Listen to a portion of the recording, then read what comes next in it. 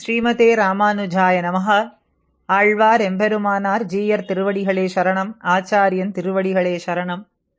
ராமானுஜ பதச்சாயா கோவிந்தா வனவாயினி ததாயத்த ஸ்வரூபாசா ஜீயான்மத் விஸ்ரமஸ்தலி புஷ்யே புனர்வசுதினே ஜாத்தம் கோவிந்த தேசிகம் ராமானுஜ பதாம்போஜ துவந்த்வ பிரவன மானசம். கோவிந்ததாசர் ராமானுஜ பதச்சாயையார் என்ற நாமம் கொண்ட சுவாமி எம்பார் எம்பெருமானாருடைய திருவடி நிழலாய் இருந்தவர். தை மாத புனர்வசு நட்சத்திரம், புஷ்யே புனர்வசு, இந்த தினத்திலே திருவவதாரம் செய்தருளினவர்.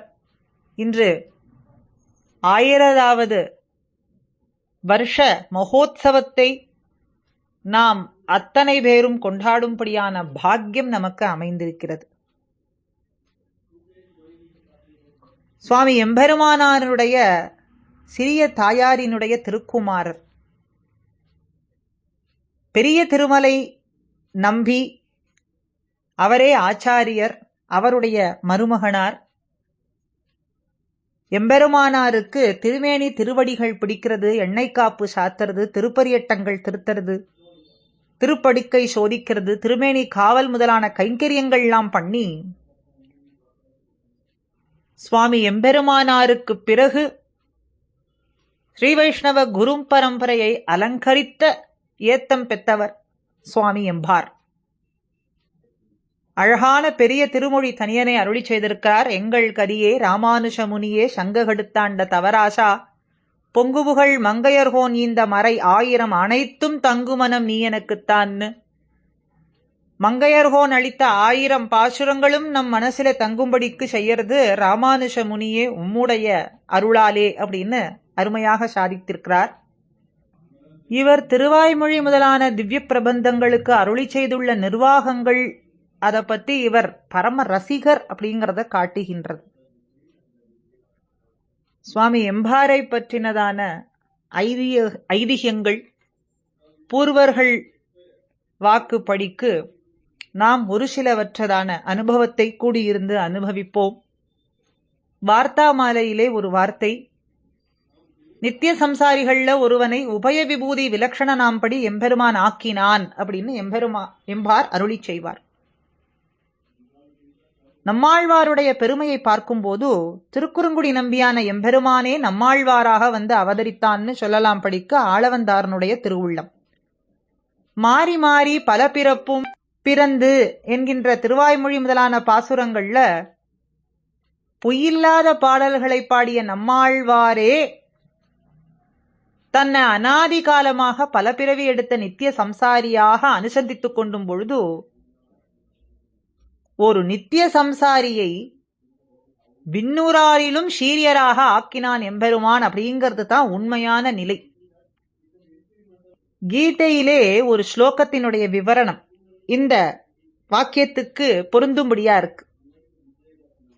எந்தெந்த ஜந்துக்கள் செல்வமோ ஒரு செயல்கள்ல நன்றாக செய்யும்படியான ஒரு உறுதி, இப்படி சிறப்புகள்லாம் கொண்டவையாக இருக்கோ அந்தந்த ஜீவராசிகள் எல்லாம் என்னுடைய நியமன சக்தியினுடைய ஒரு பகுதியாலே உண்டானவை என்று எம்பெருமான் தன்னுடைய திருவாய் மலர்ந்தருளி அர்ஜுனனுக்கு உபதேசித்தான். அப்படி எம்பெருமானுடைய அம்சத்தால் உண்டானவர் நம்மாழ்வார் என்பதையிட்டு பூர்வாச்சாரியர்கள் அவரை பகவத் அவதாரமாகவே அருளி செய்கின்றார்கள் அப்படின்னு எம்பாரனுடைய திருவுள்ளம். அதத்தான் இந்த இடத்துல நித்திய சம்சாரிகள்ல ஒருவனை உபய விபூதி விலக்ஷண நாம்படி எம்பெருமான் ஆக்கினான்னு எம்பார் அருளி செய்திருக்கார்.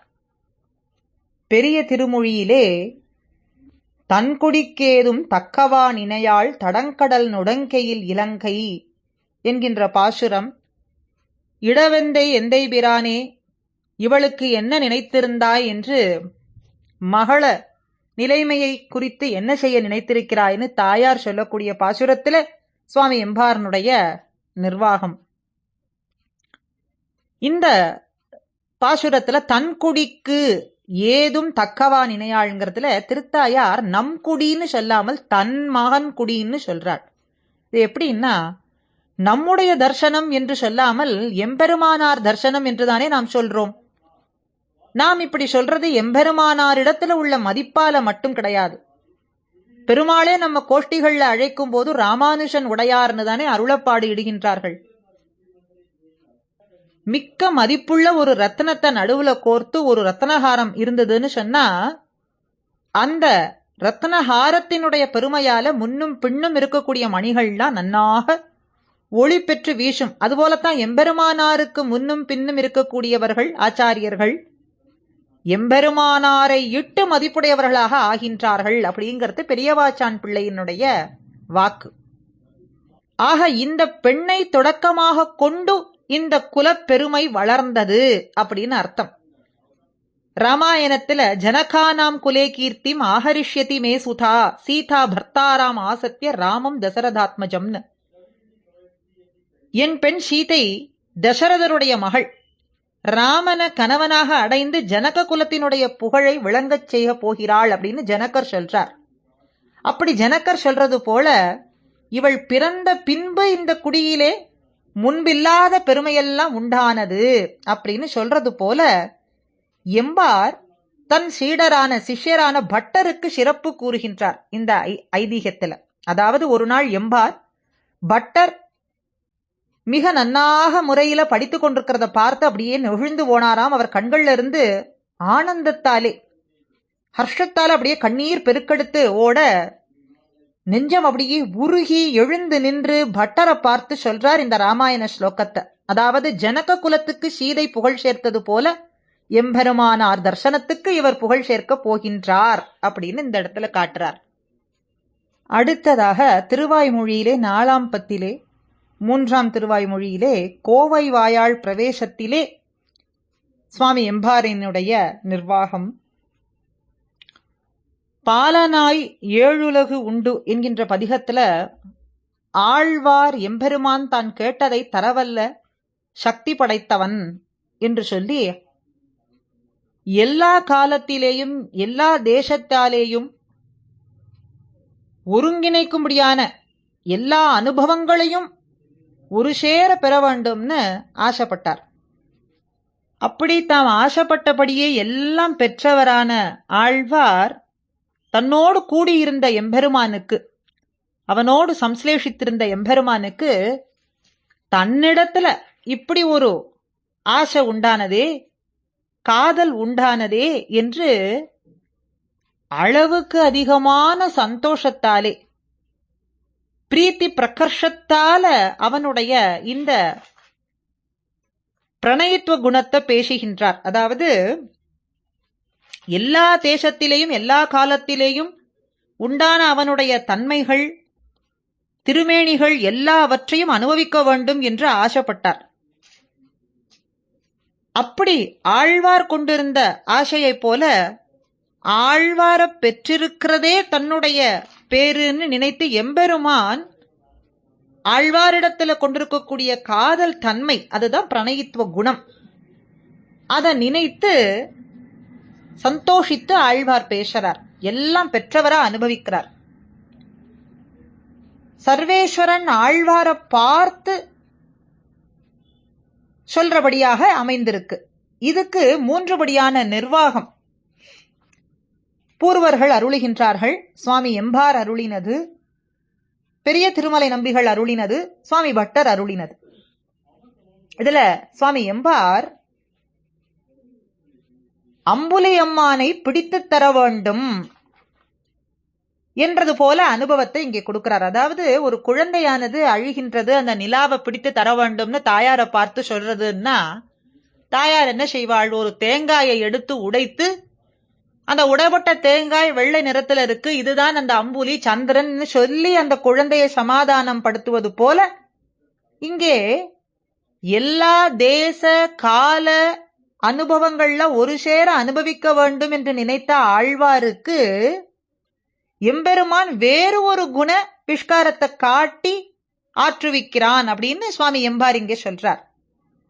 அம்புலி அம்மானை பிடித்து தர வேண்டும், சந்திரனை பிடித்து தர வேண்டும்னு அழுத பிரஜைக்கு, ஒரு குழந்தைக்கு தேங்காயை கொடுத்து அழுகையை ஆற்றுவது போல ஆழ்வாருக்கு இங்கே ஒரு சேர குணத்தை அனுபவிக்கணும்னு ஆசைப்பட எம்பெருமான் ஆழ்வாரிடத்துல தனக்கு இருக்கும்படியான காதல் அதை காட்டி அனுபவிக்கும்படிக்கு செய்கின்றான், இவரும் அனுபவிக்கிறார் அப்படின்னு இங்கே எம்பாரனுடைய நிர்வாகம். சுவாமி பெரிய திருமலை நம்பிகளோ இதற்கு சொல்றார், ஒருவன் ஒன்றை அபேட்சித்தான்னு சொன்னா, ஒரு பெரியவரிடத்துல ஒருத்தர் சென்று கேட்கிறார், எனக்கு இது வேண்டும், செய்து தர வேண்டும் அப்படின்னு சொன்னா, நிச்சயமாக செய்து தருகின்றேன் அப்படின்னு சொன்னா, அவர் பெரியவர், நிச்சயம் செய்து கொடுப்பார், செய்து முடிப்பார்.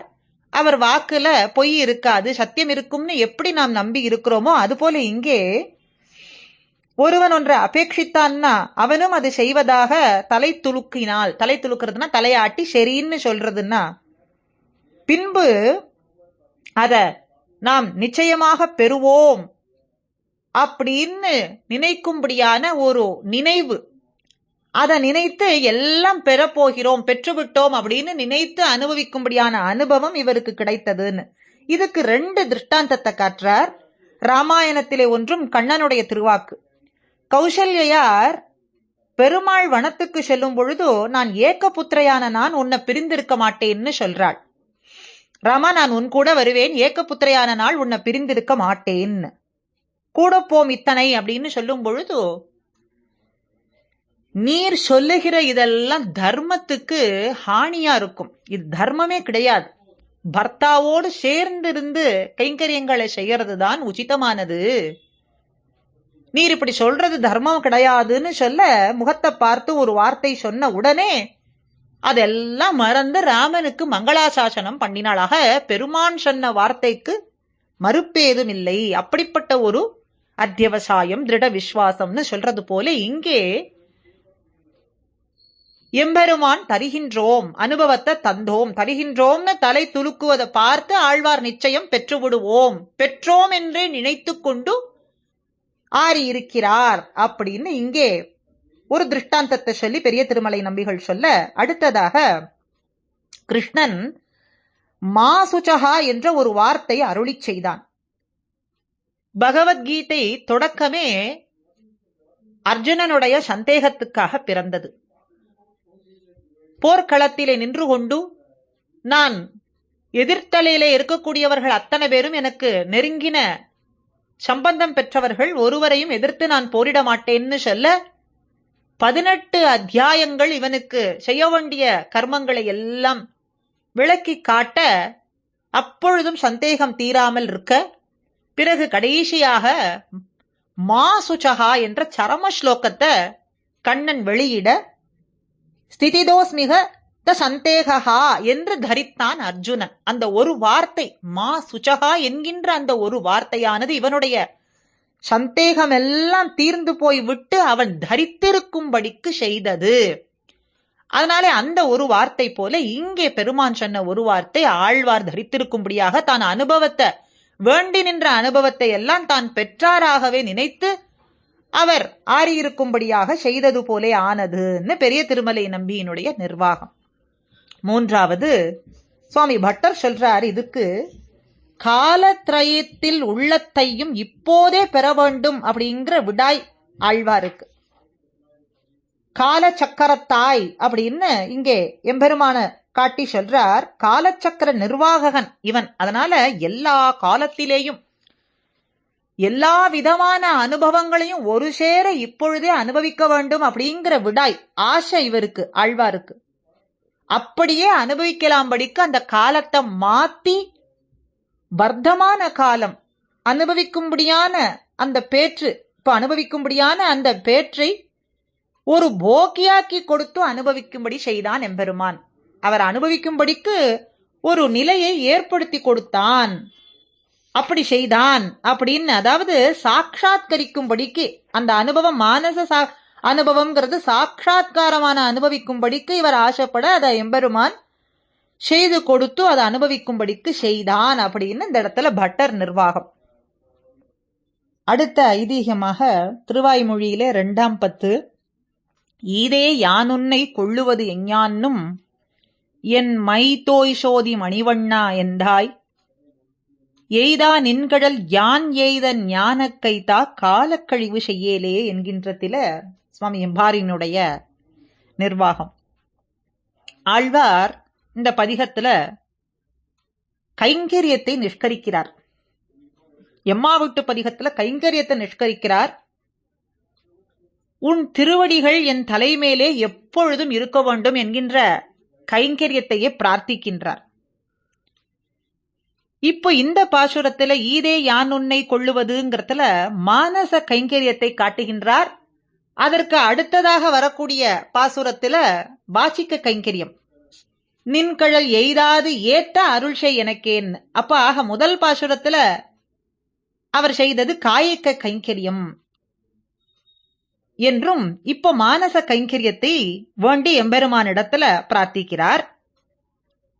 எம்பெருமானுக்கும் தனக்கும் இருக்கக்கூடியதான சம்பந்த விஷயத்தில ஞானத்தை தந்தருள வேண்டும் என்று பிரார்த்தனை ஆழ்வாருக்கு.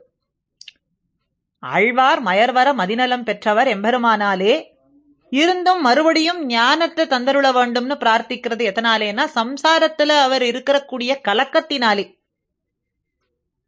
அதனால எம்பெருமானிடத்துல உன்னை அனுபவிக்கும்படியான, நான் உணர்ந்து அனுபவிக்கும்படியான தெளிர்ச்சியான ஞானத்தோடு உணர்ந்து அனுபவிக்கும்படியான அந்த ஞானத்தை நீ நல்க வேண்டும் அப்படின்னு பிரார்த்திக்கிறார்.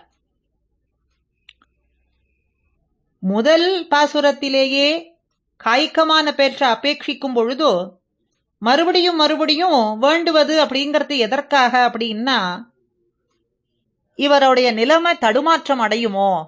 ஒரு முறைக்கு 2 முறை கேட்டா கேள்வியே ஒரு சாதாரணமான கேள்வி கேட்கும் பொழுது இது உறுதியா இது உறுதியான்னு நாம் கேட்டோம்னா நிலை தடுமாற்றம் அடைவார்கள். அதுபோல எம்பெருமான் இவரிடத்துல நினைத்து கொண்டு கேட்க, இதிலே நிலை நின்றமையே வேண்டும், இதே வேண்டும்ங்கிறார். இந்த கைங்கரியமே வேண்டும். மற்ற சரி இது மாத்திரமா, மற்ற எதுவும் வேண்டுமான்னா இது மாத்திரமே வேண்டும், இது மாத்திரமே வேண்டும் அப்படின்னு நீ நிற்கக்கூடிய நிலையை நான் எப்படி தெரிந்து கொள்றது அப்படின்னு கேட்டா, யான் உன்னை கொள்வது, அடிமையான நான் உன்னிடத்துல கொள்வது, சேஷியான உன்னிடத்துல கொள்வதுங்கிறதுலயே தெரிந்து கொள்ளலாமே. சுவாமியான உன்னிடத்துல சேஷபூதனான நான் கொள்ளும் அதுவே.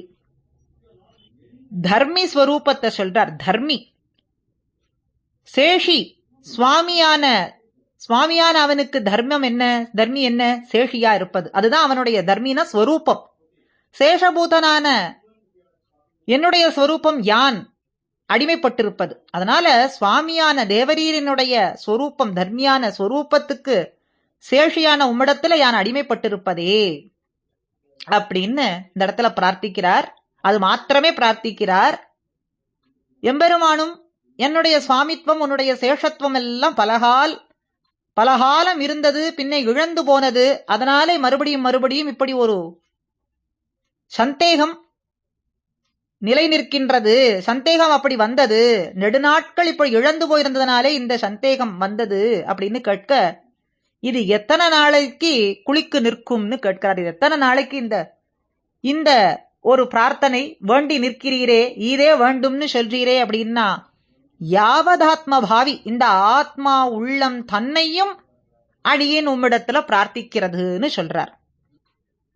இப்படி துசிக்ஷை பண்ணினவர் யாராவது உண்டா? உமக்கு இப்படி சொல்லிக் கொடுத்திருக்கிறாரேன்னா யாரேனும் சொல்லிக் கொடுக்க வேண்டாம். உம்முடைய வடிவழகு எம்மை படுத்தின பாடு, மை தோய்ந்திருக்கக்கூடிய தேஜஸான உன்னுடைய திரு நிறத்தை காட்டியே, எந்தாய் எனக்கு சுவாமியானவனே சேஷின்னு எனக்கு அறிவித்து என்னை உனக்கேன்னு எழுதி கொண்டாய்.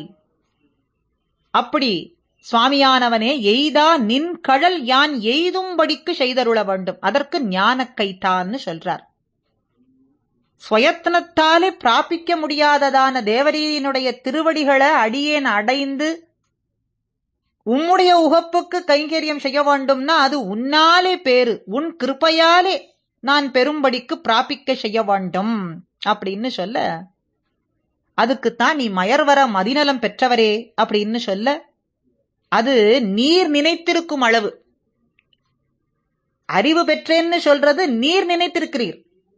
அது நான் பெற்றேன் அப்படின்னு தெளியும்படிக்கு தேவரீர் பண்ண வேண்டும் அப்படிங்கிறதுக்கு தான் ஞான கைத்தான்னு சொல்றார்.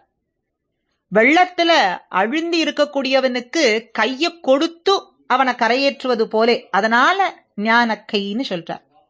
அமிழ்ந்தினாருக்கு கை கொடுத்தா போல இருக்கிறதுனாலே ஞான லாபம், ஞானமான கையைத்தா அப்படின்னு சொல்ல இங்கே அருமையான சுவாமி எம்பாரனுடைய நிர்வாகம். எம்பாருக்கு ஆண்டான் அருளி செய்த வார்த்தை, முதலியாண்டான் திருநாராயணபுரத்திலே எழுந்தருளி இருக்க அவரிடத்துல ஒரு சிஷ்யரானவர் அவரிடத்துல பணிந்து அர்த்தங்களை எல்லாம் கேட்டு பின்ன திருவரங்கத்துக்கு வந்தார். அங்கே வந்து சுவாமி எம்பார் எழுந்தருளி இருக்கிறத பார்த்து அவரிடத்துல தண்டம் சமர்ப்பித்து வேண்டி நிற்க, எம்பாரோ இவருடைய விலட்சணத்தை பார்த்து, நீர் இப்படி இருக்கிறீரே, விசேஷ சம்பந்தம் உண்டா உம்மிடத்துல அப்படின்னு கேட்க, அவர் முதலியாண்டானுடைய சம்பந்தம் பெற்றவர்னு சொல்லியிருக்கலாம், ஆனா தேவரீரனுடைய சம்பந்தம்னு சொல்ல சுவாமி எம்பார் அவருக்கு பஞ்ச சம்ஸ்காராதிகள்லாம் பண்ணி வைத்தார். அப்படி அங்கே இருந்து கொண்டு அரங்கனிடத்துல செவித்துக் கொண்டிருக்க ஒரு நாள் முதலியாண்டான் அங்கே வர, இவர் முதலியாண்டான் இடத்திலே சென்று அடிபணிந்து நடந்த விஷயங்களை எல்லாம் சொல்ல, அது எம்பாருக்கு தெரிந்து சுவாமி எம்பார் முதலியாண்டான் இடத்திலே வந்து சொன்னார், இப்படி அடியேன் அறியாது இவருக்கு பஞ்ச சம்ஸ்காராதிகள்லாம் செய்து வைத்து விட்டேனே அப்படின்னு சொல்ல, அதுக்கு சொல்றார் சுவாமி முதலியாண்டான், ஒரு கிணற்றில விழுந்தவனுக்கு 2 பேர் கை கொடுத்தோம் அப்படின்னு சொன்னா எடுக்கிறவர்களுக்கும் அது சுலபமா இருக்கும், ஏறி வரக்கூடியவனுக்கும் அது சுலபமான காரியமா இருக்கும். அது போலத்தான் இவனுக்கு, இந்த சிஷ்யருக்கு நாம் 2 பேரும் கை கொடுத்திருப்பது அவர் கரையேறுவதற்கு மிக சுலபமாக இருக்கும் அப்படின்னு சொல்றார். ஆக ஒரு கிணற்றிலே விழுந்தவனுக்கு 2 பேர் கை கொடுத்தால் எடுக்கும் அவர்களுக்கும் எளிதா இருக்கும், ஏறும் அவனுக்கும் எளிதா இருக்கும், அப்படியே ஆகிறது அப்படின்னு சொல்ல, ஞான கைதா அப்படி ஆழ்வார் நான் பெற்றேன் என்று சொல்லும்படிக்கு பரபக்தி பரஜான பரமபக்திகளை எல்லாம் பெற வேண்டும்படியான அந்த அறிவை தேவரீரே பிறப்பித்து தேவரீர் திருவடிகளை பெற வேண்டும் என்ன செய்யும்படிக்கு செய்ய வேண்டும்னு, காலத்தை கடுத்தாது செய்ய வேண்டும்னு பிரார்த்திக்கிறார். ஆக ஞானமான கையைத்தான்னு சுவாமி முதலியாண்டான் எம்பாருக்கு அருளி செய்த வார்த்தை இந்த பாசுரத்துல தெரிய வருகின்றது. அடுத்ததாக திருப்பாவையிலே 14வது பாட்டிலே சுவாமி எம்பாரினுடைய வாக்கு, உங்கள் புழக்கடை தோட்டத்து வாவியுள் செங்கழுநீர் வாய் நெகிழ்ந்து ஆம்பல் வாய் கூம்பினகான் செங்கல் பொடிக்கூரை வெண்பல் தவத்தவர் என்கின்ற பாசுரம். 9வது தோழியான பாகவதரை எழுப்பக்கூடியதான பாசுரம். திருப்பள்ளி எழுச்சி பிரகரணத்துல 9வது தோழியை எழுப்பக்கூடிய பாசுரத்துல, விடிந்தது நீ இன்னும் உறங்கிக் கொண்டிருக்கிறாயேன்னு வெளியே இருக்கக்கூடியவர்கள்லாம் உள்ளே உறங்கி கிடக்கிற பெண் பிள்ளையை பார்த்து சொல்லுகின்றார்கள், இப்படி செங்கழு நீரெல்லாம் வாய் நெகிழ்ந்தது, ஆம்பல் வாயானது கூம்பி இருக்கின்றது, நாங்கள்லாம் உன்னுடைய வாசல்ல வந்து நிற்க நீ இப்படி எழுந்திருக்கிறாமல் இருக்கலாமா? இந்த கோஷ்டிக்கே நிர்வாகியா இருக்கக்கூடியவள் நீ, எல்லாரும் உணர்ந்து எல்லாரையும் முன்னே எழுப்புவேன்னு சொல்லி வைத்தால், ஆனால் அதை மறந்து இப்படி உறங்கி கிடக்கிறாயே அப்படின்னு கேட்க, விடிந்ததற்கு அடையாளம் என்னன்னு கேட்கிறாள் உள்ளே இருக்கக்கூடியவள். செங்கழு நீர் அலர்ந்தது, ஆம்பல் மொட்டித்தது அப்படின்னு இவர்கள்லாம் சொல்ல, இதெல்லாம் ஒரு அடையாளமா? இதெல்லாம் பார்த்தால் எப்படி இருக்குன்னு கேட்டா, தேரெழுந்தூர் என்கின்ற திவ்ய தேசத்துல நெல்லில் குவளை கண்காட்ட நீரில் குமுதம் வாய்க்காட்ட அல்லிக்கமலம் முகம் காட்டும்னு சொல்றது போலேயும், காழிச்சீராம விண்ணகரத்துல திவ்ய தேச பாசுரத்துல வையனைந்த நுதிகோட்டு வராக முன்னாயின்னு நெய்தலோடு மலர்க்குமுதம் எல்லாம் இப்படி அலர்ந்து நிற்கும்படியா இருக்கு. அதெல்லாம் பார்த்தால் உங்களுடைய வாயும் கண்களும் என்று தோன்றும்படியா இருக்கு. நீங்கள்லாம் இந்த வாசல்ல வந்து சந்தோஷத்தால நிற்கிறதுனால உங்கள் கண்கள்லாம் அலர்ந்திருக்கு. நான் சொல்லக்கூடிய வார்த்தை, இந்த வார்த்தையை கேட்காவிட்டால் உங்களுடைய அந்த ஒரு லஜ்ஜிக்கக்கூடிய தன்மையால வாய் மூடி இருக்கு. அதனால அதை பார்த்தா எல்லா செங்கல் நீர் அலர்ந்ததாகவும் ஆம்பல் மொட்டித்ததாகவும் தோன்றுகின்றது. இதெல்லாம் ஒரு அடையாளம் கிடையாது அப்படின்னு சொல்றார்கள். உன்னுடைய தோட்டத்திலேயே அசூரிய பஷ்யமான உன்னுடைய தோட்டம், சூரியனே வந்து அந்த கிரணங்கள்லாம் பட முடியாதபடியான ஒரு அடர்த்தியான தோட்டத்திலே கால பாகத்தால அலர்ந்திருக்கும்படியான இதையெல்லாம் ஒரு அடையாளம்னு எடுத்துக்கொள்ள முடியாதா? நீங்கள் உள்ளே வந்து பார்த்தீர்களா அப்படின்னு கேட்கா, எங்குமே அலர்ந்து நிற்கின்றது அப்படின்னு சொல்றார்கள் வெளியே இருக்கக்கூடியவர்கள். மற்றும் வேறொரு அடையாளங்கள் சொல்லுங்கோள்னு கேட்க, செங்கல் பொடிக்கூரை தமப்பிரசுரரும் கூட உணரும் காலமாயித்து. அதாவது செங்கல் பொடிக்கூரையிலே, அலற்று பொடியிலே, செங்கல் பொடியிலே புடவைய நன்னா புரட்டி ராத்திரி எல்லாம் வெற்றிலை தின்னு கிடந்து பிரம்மச்சரியமும் விரக்தியும் தோற்றும்படி நன்ன பல்ல விளக்கி பெரியவர்கள், கோபமுற்றவர்கள், தண்டம் கொள்றவர்கள்னு சொல்லும்படியா தபோ வேஷத்தை கொண்டவர்கள், சிவத்விஜரும் கூட பயப்பட்டு போகும்படியான தங்களுடைய தேவதைகள்லாம் ஆராதிக்கும்படி திருக்கோயிலுக்கு செல்றார்கள். திருக்கோயில் அப்படின்னு அந்த இடத்துல சைவ சமயத்தை சொல்லும்படியா இருக்கு. அப்படி அவர்கள்லாம்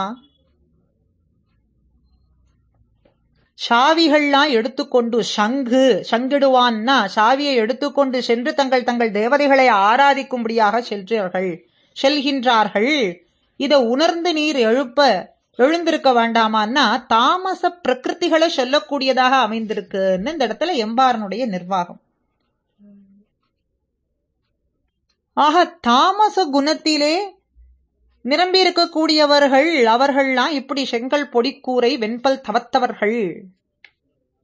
அவர்கள்லாம் எழுந்து தங்களுடைய ஆராதனை தெய்வத்தை பூசிப்பதற்காக செல்லுகின்றார்களே, இந்த காலத்தை உணர்ந்து நீ விடிந்து விட்டது, இதற்கு அடையாளமாக இருக்கின்றது என்று நீ உணர்வதில்லையான்னு கேட்பதாக. ஆக தாமச பிரகிருதிகளை சொல்றதுன்னு சுவாமி எம்பாரனுடைய நிர்வாகம். தமப்பிரசுரர் உணர்ந்தார்கள்னு சொல்லியா எழுப்புறது என்று அவள் நினைந்திருக்கும் என்று வேறு எப்படி சொல்லி எழுப்புறது? சத்வநிஷ்டரான சந்நியாசிகளை சொல்றதுன்னா இங்கே குறிப்பிட வேண்டும் என்று சுவாமி பெரிய திருமலை நம்பியினுடைய நிர்வாகம். வைராக்கியம் நிறைந்த வைஷ்ணவ சந்நியாசிகள், சத்வ நிஷ்டர்கள், அவர்கள் உணர்ந்து எழுந்து தங்களுடைய மடங்களிலே இருக்கக்கூடியதான எம்பெருமானை பூசிப்பதற்காக எழுந்த காலம்னா சொல்ல வேண்டும். பகவத் விஷயத்திலே சக்தர்கள், இதர விஷயங்களிலே விரக்தர்கள், காஷாய வஸ்திரங்கள் நன்னாக தரித்துக் கொண்டு போக்கிய திரவியங்கள்லாம் விரக்தரா இருக்கக்கூடியவர்கள். அதாவது வெற்றிலை போன்று, அங்க சொன்னது வெண்பல் தவத்தவருங்கிறது வெற்றிலை எல்லாம் நன்னா இரவிலே தரித்துக் கொண்டு அந்த பல்லிலே அந்த கரை தெரியாதபடிக்கு விளக்கி செல்லக்கூடிய தமச பிரசுரர்கள்னு சொல்லப்பட்டது. இப்போ இங்கே பெரிய திருமலை நம்பிகள் சொல்றது போக்கிய திரவியங்கள்ல விரக்தர்கள் அப்படின்னா வெற்றிலை போன்ற வஸ்துக்கள்ல விரக்தரா இருக்கக்கூடியவர்கள். அவர்கள் யார்? சாத்விகரா இருக்கக்கூடிய ஸ்ரீ வைஷ்ணவ சந்நியாசிகள். சந்தியாவந்தனங்களை எல்லாம் பண்ணி அகங்களிலே மடங்களிலே இருக்கக்கூடிய திருவாராதனம் பண்ணும் பெருமாளுக்கு பண்ணும் காலமாயித்து. அப்படிப்பட்ட காலம்னா இதை உணர்ந்து நீ இதுதான் விடிவுக்கு அடையாளம் அப்படின்னு நினைத்து கொண்டு நீ எழுந்திருக்கலாகாதா அப்படின்னு கேட்பதாக அமைந்திருக்கிறது. ஆக இது சத்வநிஷ்டரான சந்நியாசிகளை சொல்றதுங்கிறது பெரிய திருமலை நம்பிகளினுடைய நிர்வாகம். தாமச பிரகிருதிகளை சொல்றதுங்கிறது சுவாமி எம்பாரனுடைய நிர்வாகம். திருப்பாவையிலே இந்த 14வது பாசுரத்துக்கு ஆச்சாரிய கைங்கரியமே பரம பிரயோஜனமாக தன்னை பேணாது ஆச்சாரிய விஷயத்துல விற்கவும் பெரும்படிக்கும் பணிந்திருக்கிறது. ஆச்சாரியனிடத்துல நிழல் போல பரதந்திரனாய் இருக்கிறது எல்லாமே எம்பாருக்கே அமைந்த சிறப்புகள் ஆகும். நாமும் எம்பார் திருவடித்தாமரைகள்ல நம் ஆச்சாரியனிடத்திலேயும் எம்பெருமானாரிடத்திலேயும் பற்றுரையோர் ஆவோம். அதற்கு பிரார்த்தித்திருப்போமாக அவருடைய திருவடிகள்ல. மங்களம் தேசிகேந்திராய மங்களம் குணசிந்தவே மங்களம் கோவிந்தார்யாய